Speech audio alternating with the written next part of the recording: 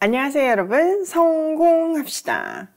우리가 하나님께 순종한다고 하면서 사실은 그 안에 욕망에 이끌려서 하는 행동들이 정말 많아요. 오늘은 그럴 경우에 어떤 일이 일어나는지 딱 본문에서 보여주는데요.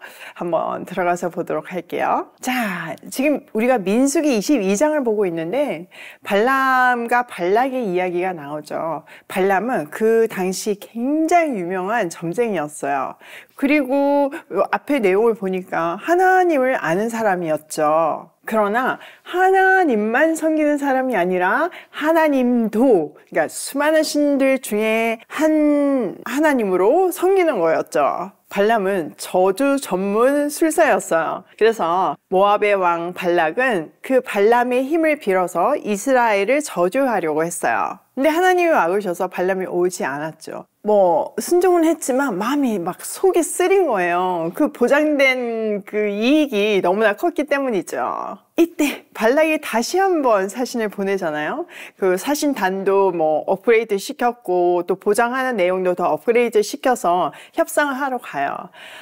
이 발람이 아닌 척은 하지만 속으로 너무 좋았던 거예요. 그 욕망을 놓지 못하고 있었는데 거기 이제 이렇게 딱 버튼이 눌러진 거죠.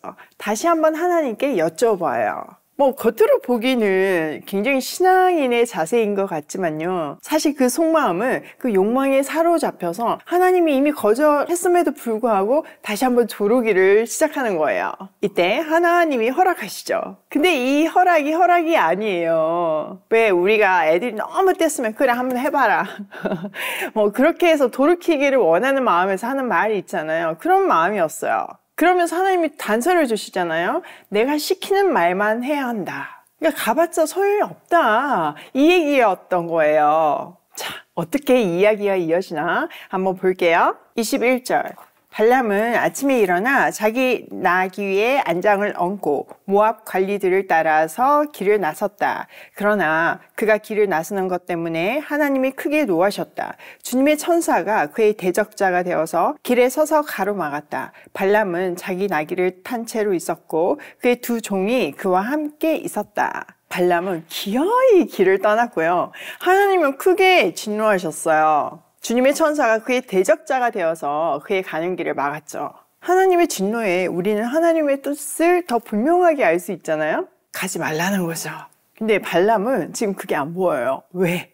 그 마음에 그 욕망이 가득 차 있기 때문에 그 하나님의 강력한 거절인 허락이 그냥 허락으로 붙잡고 지금 가고 있는 거예요.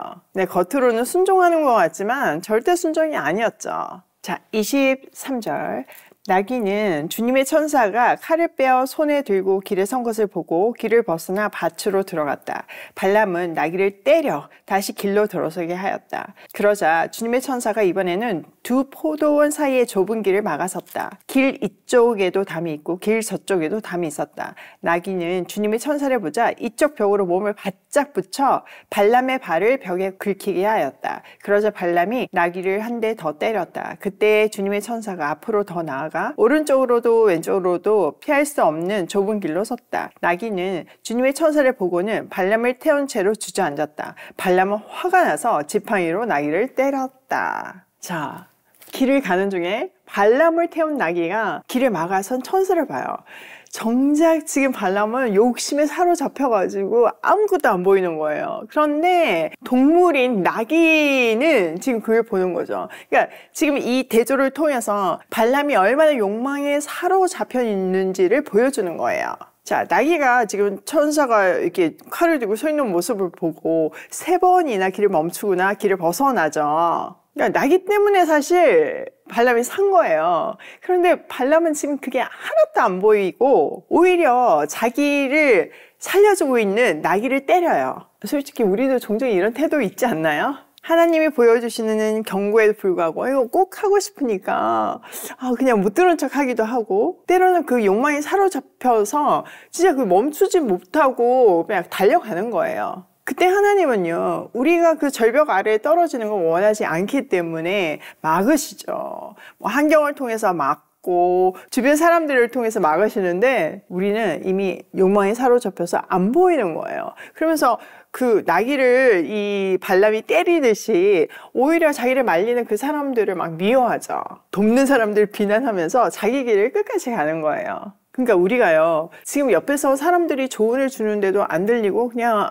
내 맘대로 가야겠다 이런 생각이 들면 멈추고 한번 생각을 해봐야 돼요. 물론 하나님이 주시는 길이 있어요. 그래서 다른 사람들 눈에는 안 보일 때도 있어요. 그럼 어떻게 적용해요? 뭐 이렇게 얘기하지만요, 하나님하고 가까우면 그게 보이거든요. 그러니까 때로는 우리를 말리는 사람들의 이야기에 귀를 기울이고 멈춰 설 줄도 알아야 되고요. 때로는 아무리 옆에서 말을 해도 하나님이 주시는 그 목소리에 정말 집중하면서 가야 할 때도 있어요. 저도 광야 생활을 할 때 진짜 가까운 사람들이 저보고 미국으로 다시 돌아가라고 얼마나 말을 많이 하셨나 몰라요. 그러니까 맨날 망하니까 순간 진짜 가야 되나? 이런 생각도 했어요. 진짜 애들을 위해서 내가 이렇게 하는 게 맞나? 이런 생각도 들고요. 근데 그때마다 하나님이 keep going 말씀하셨거든요. 그때 멈추지 않았던 게, 그때 다시 미국으로 돌아가지 않았던 게 얼마나 감사한지 몰라요. 자, 28절.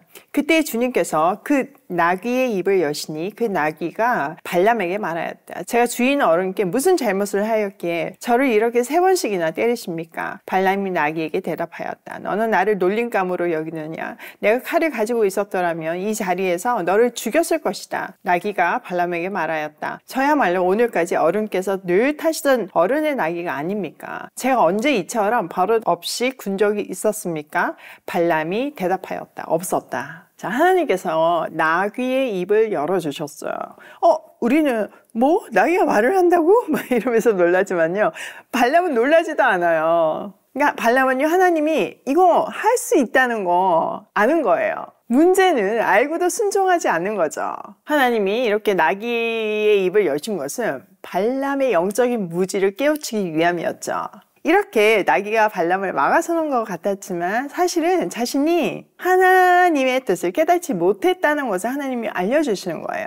그러니까 동물인 나귀가 이렇게 발람을 꾸짖는 모습을 통해서 발람의 영적인 무지와 그 욕망이 얼마나 사로잡혀 있는지를 보여주고 있는 거예요.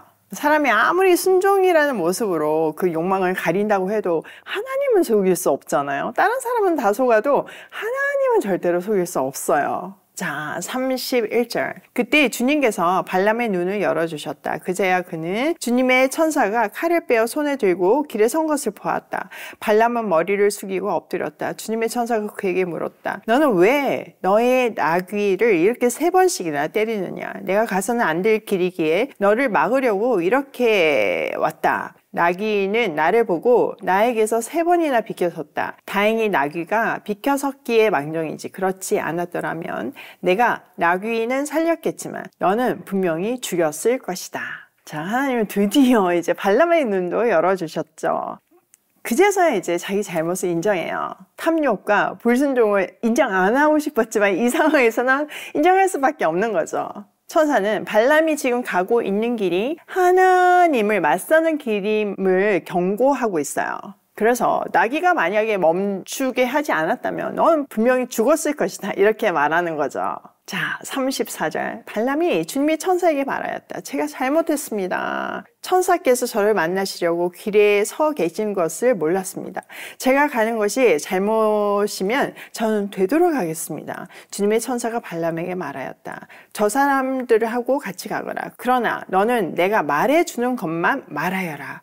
그리하여 발람은 발락이 보낸 고관들과 함께 갔다. 발람은 자신의 잘못을 깨닫고 회개하고 가지 말라고 하시면 자기 되돌아가겠다고 이렇게 얘기하죠.